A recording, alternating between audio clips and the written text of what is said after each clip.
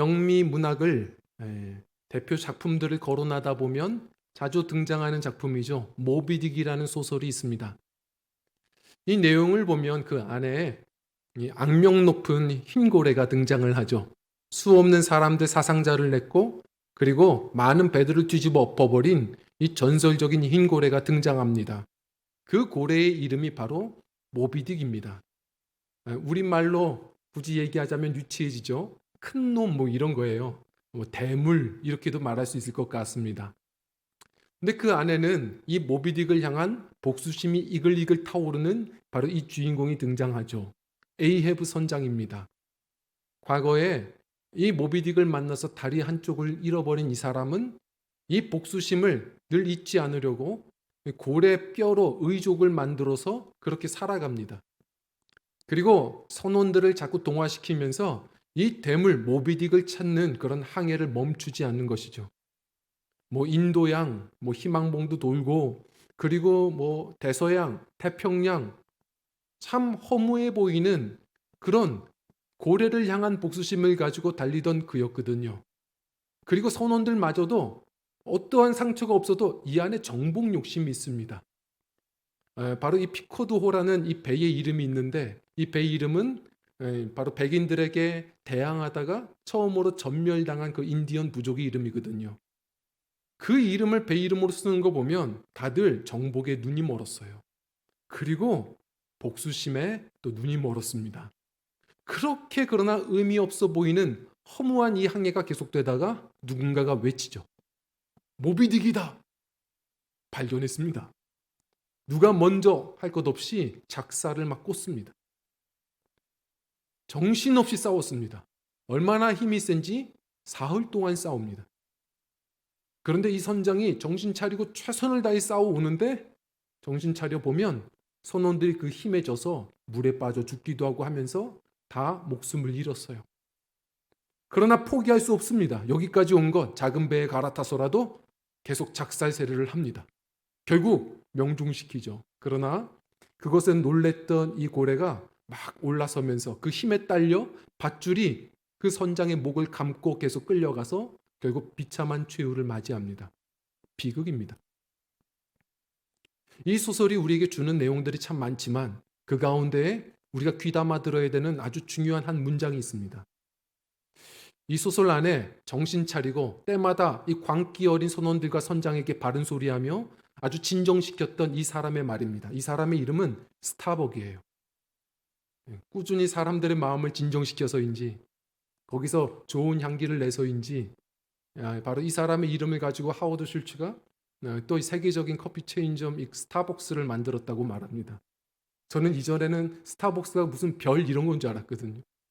그런데 이 사람의 이름을 가지고 또 그런 체인점을 만들었다는 이야기도 들어봅니다. 이 사람이 우리에게 했던 이 이야기가 매우 들어야만 하는 아주 중요한 이야기로 우리에게 다가옵니다. 선장에게 말하죠. 무모한 거 아닙니까? 동물은 본능을 따라 움직일 뿐인데 고래에게 평생 복수심을 가지고 사는 당신이 이거 무모하고 미련한 일 아닙니까? 성도님들 우리가 들어야 되지 않나요? 사람 중에 우리 인생을 살아가는 분들 중에 모비딕 없는 사람들 있습니까? 다 저마다 모비딕을 쫓아 삽니다. 자기를 미치게 하는 무언가가 다 하나씩은 있으세요. 큰 놈이 있습니다. 이걸 잡아야만 살 것 같아요. 서로 다릅니다. 뭐 큰 재물이 될 수도 있고 큰 인기가 될 수도 있고 큰 명예가 될 수도 있고 무엇인지 모르겠지만 저마다 모비딕을 쫓아서 무모한 항해하며 삽니다. 단지 그것에 목숨 걸었다는 것 자체가 무모하다는 게 아닙니다. 목숨값보다도 못한 것에 마구 목숨을 거니 그게 무모하고 미련한 것이라고 말하는 거죠. 사도 바울도 목숨 걸었습니다. 오래전에 보면 사도 바울이 이야기하죠. 때마다 사도 바울도 미쳤다는 소리 많이 들었습니다. 근데 그때마다 자기를 변호했던 얘기가 있죠. 자기는 젊었을 땐 정말 미쳤대요. 이것 붙잡아 보려고 저것 붙잡아 보려고 애써봤지만 예수 만나고 변했다는 겁니다. 예수 만나서는 단 하나, 복음에 미치게 되더랍니다. 이 복음의 이 사명을 감당하며 목숨을 아끼지 않는 이유가 있습니다. 우리 말씀을 한번 읽어볼까요? 우리 사도행전 20장 24절입니다. 읽겠습니다. 시작. 내가 달려갈 길과 주 예수께 받은 사명 곧 하나님의 은혜의 복음을 증언하는 일을 마치려 하면은 나의 생명조차 조금도 귀한 것으로 여기지 아니하노라. 아멘. 자기도 목숨 걸었습니다. 왜? 이전과 다릅니다. 이제는 충동으로 하는 것도 아니고 욕심으로 내가 이것에 미친 것도 아닙니다. 복음의 이 일은 충동도 욕심도 아니라 주 예수께 받은 사명이기 때문에 생명보다 귀한 걸, 생명 걸만한 것을 발견했다는 겁니다. 그래서 행복한 겁니다. 다른 모든 걸 배설물로 여기고 자기는 이 소명 감당하겠답니다. 오늘 본문 말씀에서도 참 중요한 이 두 사람의 비교가 됩니다. 오늘 본문 말씀에 먼저 이 에이헤브 선장이 등장합니다. 영어식으로 얘기하면 에이헤브지 우리식으로 말하면 이 이름이 바로 아합입니다. 아합 선장이죠. 성경의 열왕기상 이 16장서부터 등장하는 이 아합 왕이 원조 에이헤브입니다. 평생을 욕심과 충동으로 살았습니다. 성경은 이 사람을 이렇게 설명을 해요. 열왕기상 16장을 보면 그는 그 전에 어떤 왕들보다 죄를 가벼이 여긴 사람이었다. 이 사람은 차라리 몸져 누웠으면 괜찮은 사람이에요. 성실하게 힘 다해서 죄 지으며 살았습니다. 욕심이 얼마나 많은지 자기가 갖고 싶은 밭이 있으면 백성이든 선지자든 가만두지 않아요. 그냥 살육합니다. 욕심의 노예가 됐어요. 충동적으로 삽니다. 욕심이 많아서 지경을 넓혀보려고 하나님의 말씀 먹이며 이방 여인 이세벨과 결혼하죠. 결국은 그 여인이 가지고 들어온 이 우상들, 바알과 아세라, 하나님의 약속의 땅을 자신이 담당했는데도 불구하고 이 왕이 눈이 멀어서 이 음란한 충동적인 욕심 많은 그는 온 나라를 바알과 아세라의 제단으로 재개발해버리는 그러한 삶을 삽니다. 성실히 살았지만 성실히 죄지었던 사람입니다. 반면에 그 사람 밑에서 일하는 한 사람이 또 등장합니다. 오늘의 말씀 보면요. 바로 오바댜입니다. 오바댜에 관해서 아십니까 하면 대부분 오바댜 선지자를 이야기하시는데 그렇게 열왕기상 18장에는 우리는 너무 관심 있는 엘리야 선지자만 관심이 있지 바로 이 아합 왕의 오바댜 선지자의 동명이인 바로 이 관료에 대해서는 잘 모르십니다. 이 사람 누굽니까? 이 나쁜 악한 정부 그곳에서 열심히 신임받아 일하던 관료였습니다. 그가 아합 밑에서 할 수 있는 게 뭐가 있겠습니까? 그는 무엇보다 철저히 맡겨진 일은 100% 잘해낸 실력파예요. 그래서 아합도 신임했습니다. 우리 그리스도인들은 기억해야 합니다. 세상에서도 인정받는 성실하고 실력파들 되셔야 돼요. 자, 그런데 문제가 있습니다. 자신의 이 직장 상사가 이 아합이 때로는 하나님의 말씀으로부터 어긋나는 일을 하거든요. 바알과 아세라의 이 신전들을 자꾸 만들어내기 시작하고 어느 순간 하나님의 참 선지자들을 잡아 살육하는 일들을 합니다. 왕에게 대항하는 건 목숨 걸어야 하는 겁니다. 그러나 이 오바댜는 이 순간에 어떻게 하느냐? 자기가 할 수 있는 일, 과거판 쉰들러 리스트예요. 이 참 선지자들을 50인씩 나누어서 두 부류로 나누어 그 사마리아의 굴 속에 숨겨놓고 떡과 물을 먹이며 이 어두운 영적 혼란한 시대에 이 하나님의 말씀을 지켜냅니다. 오바댜는 참 힘든 인생을 살았지만 기억하십시오. 행복했을 겁니다. 왜요? 사명이 있었으니까. 오바댜의 이름의 뜻을 아십니까? 하나님의 종입니다. 여호와의 종. 기억하셔야 합니다. 사명 잃어버리시면 직장 상사 바뀔 때마다 아마 혼란스러우실 겁니다. 사람이 바뀔 수 있고 상황이 바뀔 수 있지만 우리는 잊지 않아야 됩니다. 우리의 인생의 주인은 변하지 않습니다. 하나님이세요. 하나님을 앙망하고 그 주님의 말씀 그 사명을 붙들고 살아가는 인생은 평생 낭비함이 없는 사명자의 삶입니다. 그게 행복한 겁니다. 제가 요즘 올림픽이라 때로는 이렇게 육상 경기하는 것을 보게 되죠. 이런 생각이 듭니다. 육상 경기 중에 제일 힘든 경기가 뭘까요? 순간 스피드를 내야 하는 100m 달리기? 아니면 오랫동안 달려야 되는 마라톤? 아니면 장애물 달리기? 아닙니다. 헛된 달리기입니다. 제일 힘든 달리기는 의미 없는 헛된 달리기지, 아무리 힘들어도 소망이 있고 의미가 있으면 달릴 만한 겁니다. 많은 분들이 속아서 삽니다. 사명 가지고 살면 더 힘들잖아요. 제가 묻겠습니다. 그거 어느 정도는 거짓말입니다. 왜요? 사명 감당하면서 하는 것 물론 쉬운 일은 아니지만 제가 물을게요. 사명 없으면 쉬운 인생입니까? 어차피 사명 없이 살아도 욕심 부리고 살고 충동 가지고 살아도 인생은 다 쓴바다 고해입니다.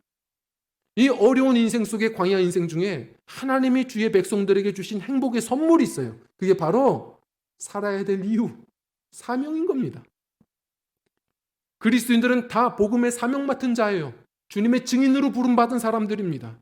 내가 행복하지 않다면 혹시 돌아보셔야 합니다. 내가 사명을 놓고 사는 것은 아닌지 생각해 보셔야 합니다.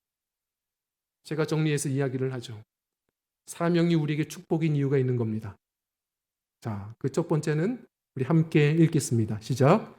삶의 이유와 목적을 알려줍니다. 제가 신학교 초년생 때 신학교를 제가 그 당시에 늘 들어갈 때에는 당시는 방법이 별로 없었어요. 비싼 택시를 타지 않으려면 늘 지하철역에서 내리자마자 줄을 서야 합니다. 그러면 셔틀버스가 시간마다 와요. 그거 타고 들어가야 합니다. 그래서 이 신입생 때 그냥 선배님들과 함께 이렇게 줄을 서서 한 번은 아침에 기다리고 있는데 이 친구가 제가 보기에는 분명히 제 신학교 동기거든요. 아직은 그냥 막 친밀하진 않고 수업 시간에 분명 봤던 친구예요. 동기예요. 근데 그 친구가 옆줄에 서 있는 겁니다. 그 옆에 있는 줄은 분명 우리 학교 그 셔틀버스 줄은 아니거든요. 얘가 좀 졸고 있는 것 같아요. 좀 짧은 그 줄, 농심 공장 들어가는 그 줄에 서 있어요. 그래서 이 친구 별명이 한동안은 농심이었어요. 거기 가만히 서 있더니 제가 붙잡아 줬어야 되는데 저도 낯가림이 좀 있고 무슨 이유가 있나 보다 싶고 그래서 말 못할 사연이 있나 보다 싶어서 가만히 보고 있는데 정말 아저씨들 따라서 그 차를 타는 겁니다. 타더니 저는 그 아저씨들도 신기해요. 이 친구에게 아무 말 안 해요. 조금 노안인데 이 친구가 그걸 타더니 그 다음에 사라졌어요. 나중에 점심시간 다 돼서 이 친구가 학교에 도착해서 말합니다. 친구들에게. 왜 자기 안 잡아줬냐고. 자기가 졸고 있었답니다. 자기는 그랬대요. 조는데 이상하다. 이 짧은 줄이 있는데 왜 다 저기만 서지? 짧길래 섰다는 거예요. 그래 탔대요. 탔는데 자기 신기했대요. 오늘따라 학교 버스가 이렇게 좋았나? 너무 감사한 마음으로 앉았대요. 자리도 널널하고 그리고 따뜻한 히터가 이렇게 오는데 단잠을 잤다는 겁니다. 그리고 단잠을 자고 일어났더니 학교가 아니라 농심 공장이었다 이겁니다. 우리가 그런 겁니다. 왜 순간순간마다 우리 청년들, 성도님들 우리가 기쁨을 빼앗기느냐면 바쁘게 살아도 왜 순간순간마다 기쁨을 빼앗기냐면 삶의 목적지를 자꾸 놓치는 겁니다. 근데 목적지를 모르겠는 겁니다. 내가 왜 이렇게 살지? 순간순간마다 허무가 찾아옵니다. 그러다 보니 존재의 이유도 잃어버립니다. 얼마 전에 한 자모님이 상담을 요청해서 같이 대화를 좀 나눴습니다. 얼마 전까지 너무 정신적으로 힘들었다는 겁니다. 그래서 요즘은 다 힘드니까요. 뭐 그런가 보다 했는데 듣다 보니까 참 어려운 경험을 한 거예요.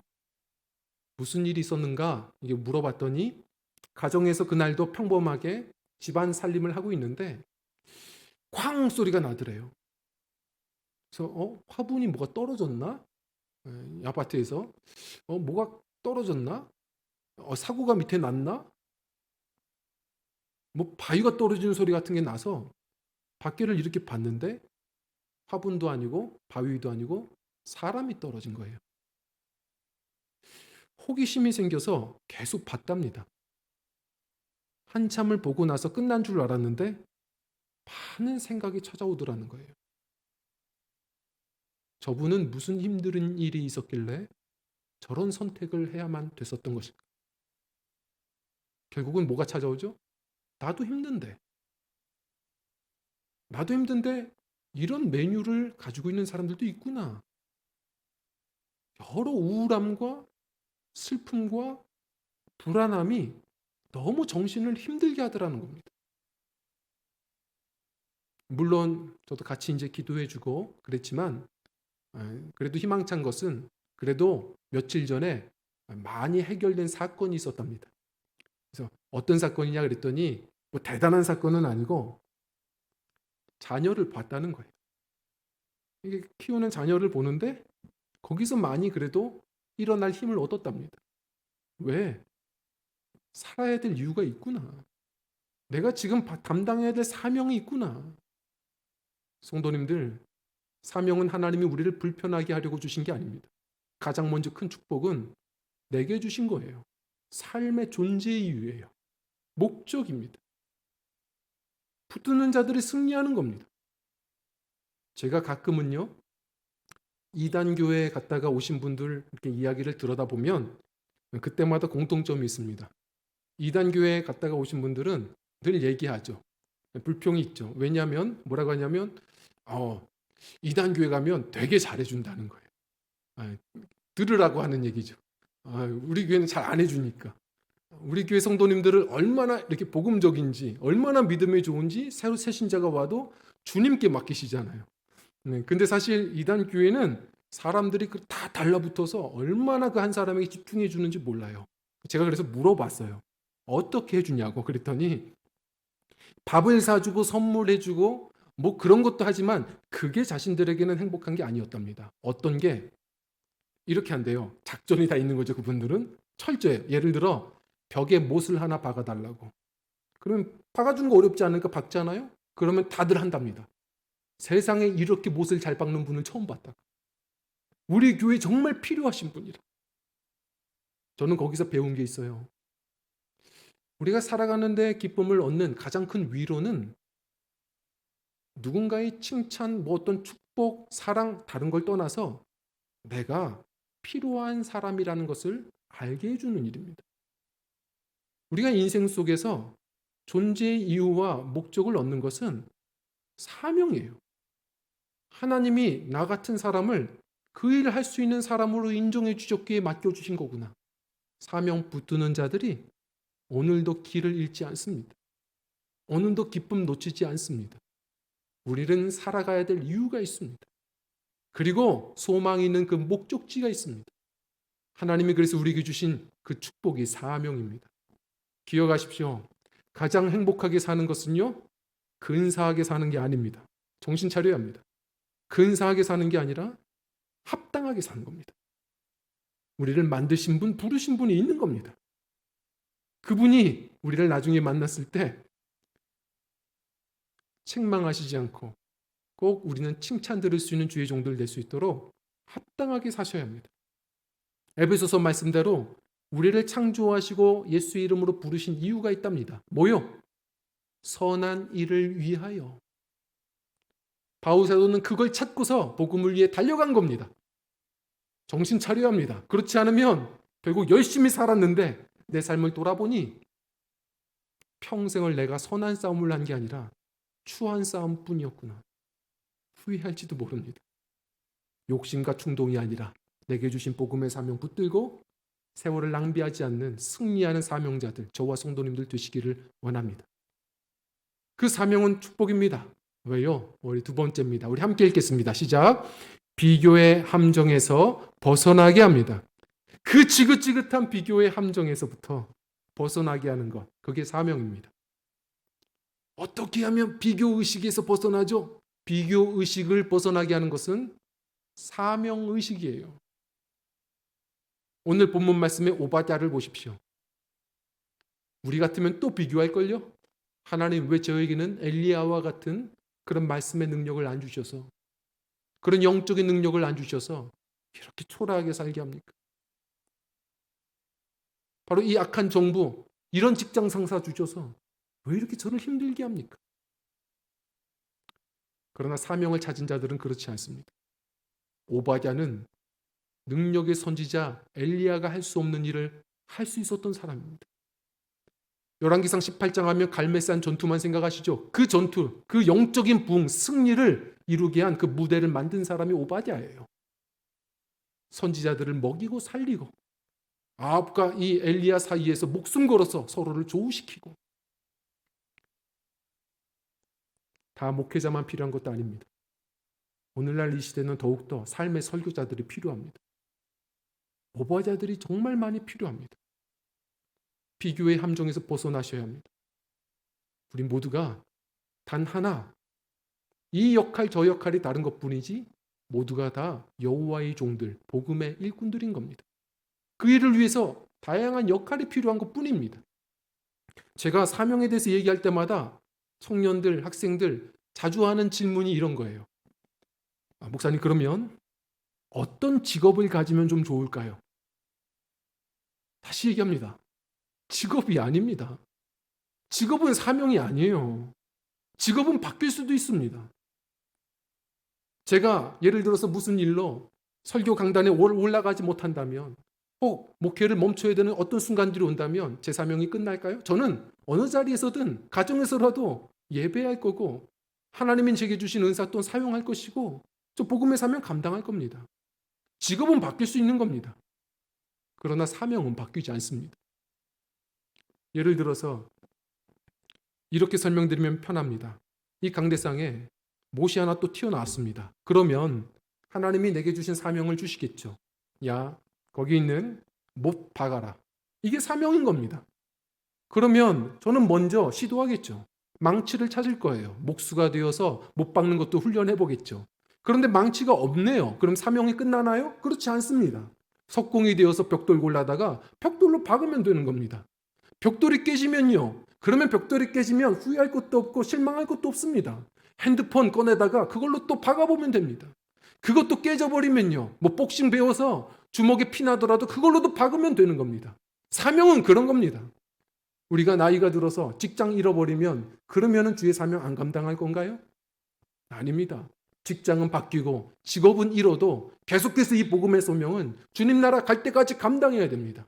야곱처럼 나중에 노쇠하여서 누워서 한 손으로는 지팡이로 기대어서 몸을 기대고 한 손으로는 오는 사람들 축복 기도해주며 복음 전하는 것처럼 우리는 끝까지 한 사람일지라도 주님이 맡겨주신 사람들에게 복음 소명 감당하는 사명자들이 되어야 하는 겁니다. 다들 이런저런 이야기를 합니다. 예를 들어서 어떤 분들은 제가 직업이 변변찮아서, 제가 뭔가 직업이 없어서, 요즘에 힘겨워서. 그건 부끄러운 게 아닙니다. 사명 잃은 게 부끄러운 겁니다. 언젠가 어떤 분이 재미있는 유머스러운 이야기를 해주세요. 넌센스 퀴즈입니다. 근데 굉장히 생각할 거리가 있어요. 한번 제가 그대로 질문을 해보겠습니다. 우리 몸에서 철보다 강한 게 있답니다. 그게 뭘까요? 모르죠? 철보다 강한 거? 답이 뭐냐 그랬더니 수염이랍니다. 왜 수염일까? 그러면서 이 철판을 뚫고 나온다는 거예요. 이 철판을 뚫고 나오기에 수염이 제일 강하답니다. 기분 나쁘죠? 기분 나쁜데. 근데 또 계속 얘기해요. 그런데 그 수염보다 강한 게 또 있대요. 그래서 그게 뭐냐 그랬더니 여자의 얼굴이래요. 그 수염도 뚫고 나오지 못하는 그런 가죽이라고. 제가 깜짝 놀랐습니다. 막 웃었지만 한마디로 이 사람이 하는 이야기 중에 뭔가 걸리는 게 있었어요. 오늘날 현대인들을 이렇게 얘기할 수 있는 거구나. 모두가 다 철판인 겁니다. 오늘날 시대는 모두가 다 철면피예요. 과거에도 죄 지었죠. 오늘날에도 똑같이 죄 짓습니다. 그런데 과거와 다른 오늘날의 현대인들의 모습은 죄를 짓고도 부끄러움을 잃어버렸습니다. 부끄러워야 할 것을 부끄러워하지 않습니다. 그리고 자랑해야 될 것을 오히려 부끄러워하죠. 오늘날 이런 시대입니다. 적어도 우리 그리스도인들은 어떤 범죄자들 그들을 가지고 흉볼 필요 없습니다. 우리가 철면피입니다. 왜요? 적어도 하나님 앞에서는 말입니다. 우리같이 구원받은 사람 있나요? 우리같이 은혜 받은 사람 있습니까? 그런데 문제는 항상 미루고 우리의 형편들을 이야기할 뿐이지 하나님이 우리를 부르신 이유, 사명과는 늘 무관하게 삽니다. 그럼 내가 요즘에 뭐하고 사는 거지? 돌아보십시오. 반드시 우리는 욕심과 충동으로 삽니다. 후회할 겁니다. 어느 순간 허무할 거예요. 미룰 게 아닙니다. 우리의 환경은 바뀌고 역할은 달라질 뿐이지 우리의 복음의 사명은 이루어지지 않는 겁니다. 바울은 감옥에 가서도 복음 전했어요. 우리 주님의 이 복음의 소명을 놓치지 않는 행복의 선물을 잃어버리지 않은 우리가 되어야 합니다. 물론 권면드립니다. 기도 많이 하셔야 합니다. 성령 충만해야 합니다. 왜냐하면 제가 말씀드리지만 복음의 사명을 붙든 사람들은 우리 삶의 선택에 있어서 큰 어떤 실수를 하진 않습니다. 그러나 늘 말로만 이야기하는 이 복음의 사명이 현실로 이루어지려면 매 내 일상 속에서 가장 지혜롭게 복음의 사명을 이루려면 그 베스트의 지혜는 하나님이 우리에게 주시는 겁니다. 매일 하루의 삶에 이러한 선택 저러한 선택에 떠밀리다 보면 복음의 사명이 늘 입술에만 멈출 때가 많습니다. 커피숍에 처음 갔을 때 기억나십니까? 저는 말씀드렸나요? 저희 신학교에 처음 커피숍에 들어왔을 때였어요. 제대로 된 커피숍을 그때 저는 좀 뒤늦게 경험했습니다. 근데 가봤는데 신세계죠. 커피숍이 있는데 향도 좋아요. 커피 한 잔 먹으러 갔는데 처음 봤습니다. 그런 말들을. 메뉴판에 커피 이렇게 안 써 있더라고요. 에스프레소 막 써 있어요. 제가 그래서 무식한 티 안 내려고 마치 아는 것처럼 항상 식당 가면 맨 위에 게 기본이잖아요. 그래서 에스프레소 주십시오. 그거 먹다 죽는 줄 알았습니다. 에스프레소 그때 처음 경험해봤어요. 우리 성도님들도 비슷할걸요? 처음 카페에 가보신 분들, 커피숍에 가시는 분들은 정말 신세계일 겁니다. 왜요? 커피 한 잔 먹으러 갔는데 웬 질문이 그렇게 많습니까? 사람들이 물어보죠. 어떤 커피 드실래요? 우리는 커피가 하나인 줄 알았더니 무슨 커피가 많습니까? 그러면 얘기하죠. 예, 고르십시오. 선택하세요. 에스프레소도 있고 아메리카노도 있고 라떼도 있고 카페 모카도 있고 아보카도도 있고 마키아토도 있고 우리는 다 들을 때 방언처럼 들리죠. 처음 가신 분들은 혼동스러워요. 그 중에 그러면 얘기하죠. 제일 많이 팔리는 거 주세요. 그러면 그분 얘기할 겁니다. 라떼들은 다 드실 수 있으니까 라떼 드세요. 네, 알겠습니다. 기다리면 주나요? 안 줘요. 그 다음 또 질문합니다. 어떤 우유로 넣을까요? 우리는 그때 놀랍죠. 우유도 종류가 있구나. 그럼 우린 모르니까 얘기하죠. 서울 우유 주세요. 이렇게 얘기하는데 이분이 놀라서 얘기하죠. 그게 아니라 저지방 우유 드릴까요? 무지방 우유 드릴까요? 그냥 우유 드릴까요? 우리는 놀랍죠. 그럼 저지방 우유 주세요. 그럼 주나요? 그럼 또 이 사람이 가만히 또 기다려요. 손님 고르셔야죠. 어떤 거 드실래? 핫으로 드릴까요? 아이스로 드릴까요? 그러면 또 우린 얘기하죠. 아이스로 주세요. 그럼 주나요? 또 얘기하죠. 손님 매장에서 드실 건가요? 아니면 테이크아웃 하실래요? 저 매장에서 먹을 거예요. 그러면 주나요? 또 얘기하죠. 일회용 컵으로 드릴까요? 머그컵으로. 미치겠는 겁니다. 시골 영감 서울 가는 거예요. 선택할 게 한두 가지. 커피 한 잔 마시는데 우리는 이 현대의 세상에서 살아갈 때 너무 위험한 건 뭐냐면 선택이 많다는 것은 편한 것 같죠? 우리가 순종해야 되고 사명 감당해야 되는 우리는 이것이 장애물이에요. 늘 머뭇거리게 합니다. 용기 나지 않게 해요. 실수하지 않고 싶어서 늘 고민하다가 세월 날려먹습니다. 기억하셔야 됩니다. 먼저 커피 한 잔도 선택이 많은데 하루에 선택할 게 너무 많잖아요. 복음의 사명을 꼭 붙드십시오. 그리고 이 사명을 감당하는 데 나의 역할이 무엇인지, 오늘 내가 이 환경 속에서 할 수 있는 일이 무엇인지 성령 충만하여 기도하십시오. 그 사람들이 바로 무슨 일을 하든 바로 여호와의 종들입니다. 그 사람들이 사명자입니다.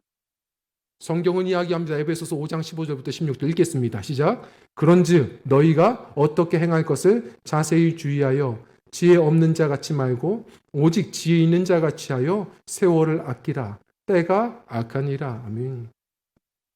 세월을 아껴야 합니다. 코로나가 이렇게 길 거라는 거 예상하셨습니까? 근데 지나와 보니 정말 살과 같이 세월이 빠릅니다. 아껴야 되는 거 알겠습니다. 하나님이 내게 주신 시간을 잘 관리해야 되는 거 알겠습니다. 어떻게 아낍니까? 시간은 계속 흘러가는 건데요. 그거 어떻게 아낍니까? 시간에 창고가 있나요?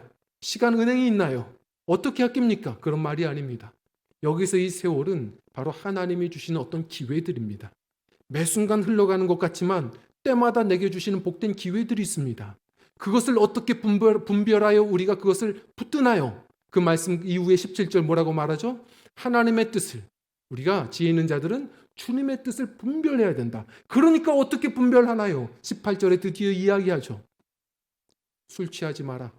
이 세상에 취하여 허송세월하지 마. 성령의 충만함을 입으라. 성령께서 그 하나님의 뜻을 우리에게 알려주신다.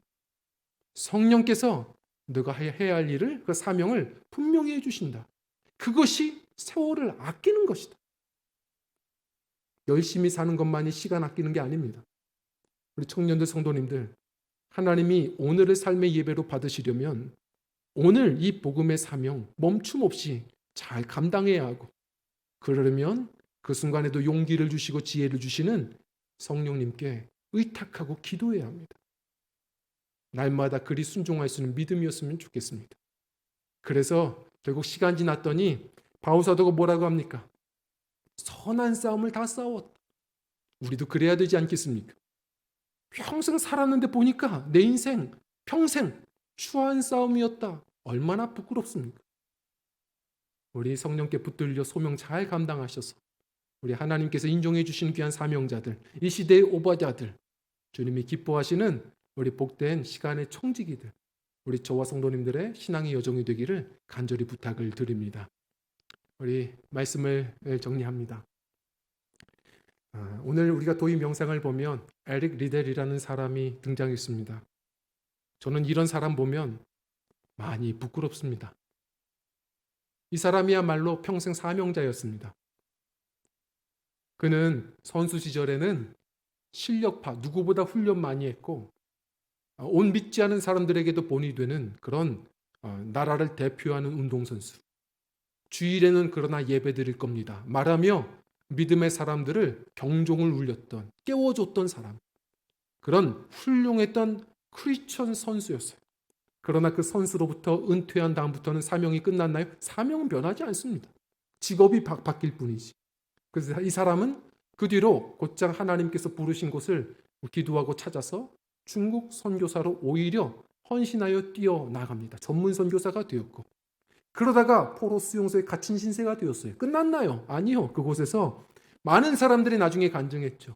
이 사람은 죽을 때까지, 그 안에서 죽어갈 때까지 연약한 사람들을 돌보는 사랑의 향기로 복음 전하는 자가 되었습니다. 수없는 이야기를 듣습니다. 들을 때마다 주눅듭니다. 어떤 사람들은 복음 전하다가 순교됐다고 합니다. 들을 때마다 주눅듭니다. 어떤 사람들은 열심히 또한 재정적으로 벌어서 수없는 교회를 세웠답니다.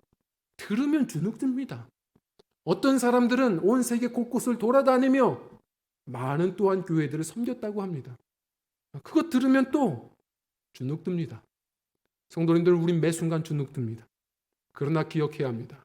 아무리 주눅들어도, 비교해보면 너무나도 부끄러운 것 같아도 우리 적어도 폼은 구겨지지 않아야 합니다.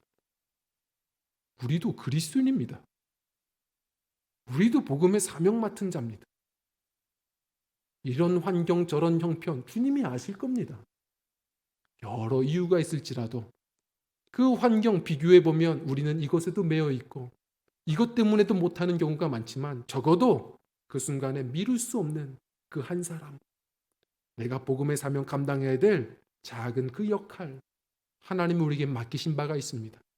미루지 말고 기도하며 그 복음의 사명을 감당하는 믿음들이 되셔서 주께서 나의 종이라 인정해 주시는 우리 한평생 승리하는 저와 성도님들의 사명자의 삶이 되기를 간절히 부탁을 드립니다.